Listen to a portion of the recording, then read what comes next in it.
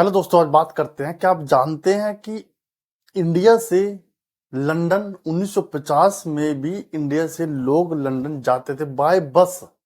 यानी कि उस टाइम में भी ये फैसिलिटी थी कि हम लंदन जा सकते हैं। तो जब मैंने ये इन्फॉर्मेशन देखी तो मुझे एक बार तो विश्वास ही नहीं हुआ, लेकिन मुझे लगा कि मुझे उसको प्रॉपर पढ़ना चाहिए, तो मैंने उसको पढ़ा। और तो तब लगा कि मुझे ये इन्फॉर्मेशन अपने यूट्यूब फैमिली को शेयर करनी चाहिए। तो बात करते हैं स्टार्टिंग से।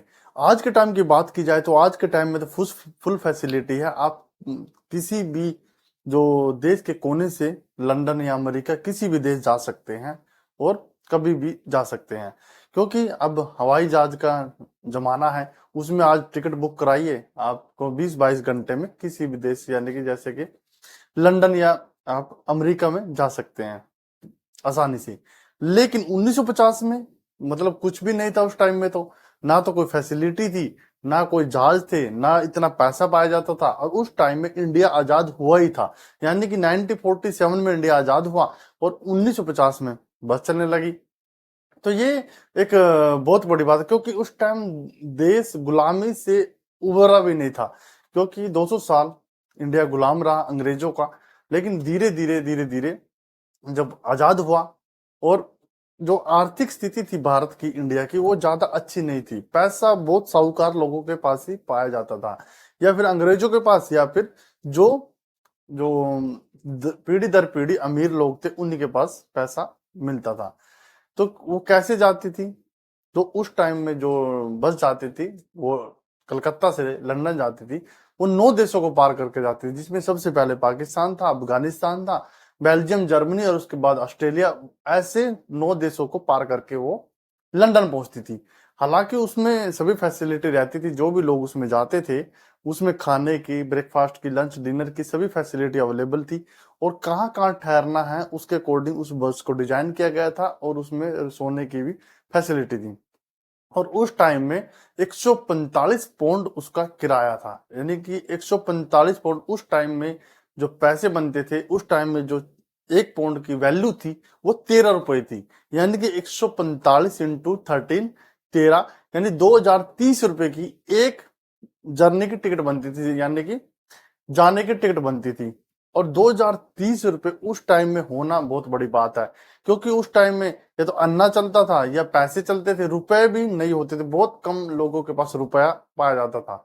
और इतना पैसे होना उस टाइम में एक बहुत बड़ी बात है। लेकिन लोग जाते थे, वो सिंगल जर्नी हो या फिर रिटर्न जर्नी हो, वो वहां पे पहुंचते थे।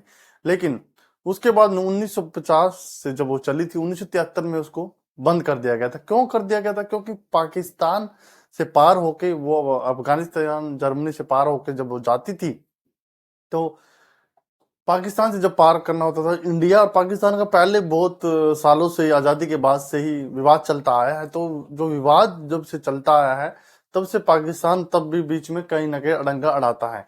ऐसे ही 1973 में जब वहां से रिटर्न आ रही थी बस, तो उन्होंने बैन कर दिया था बस का आना जाना।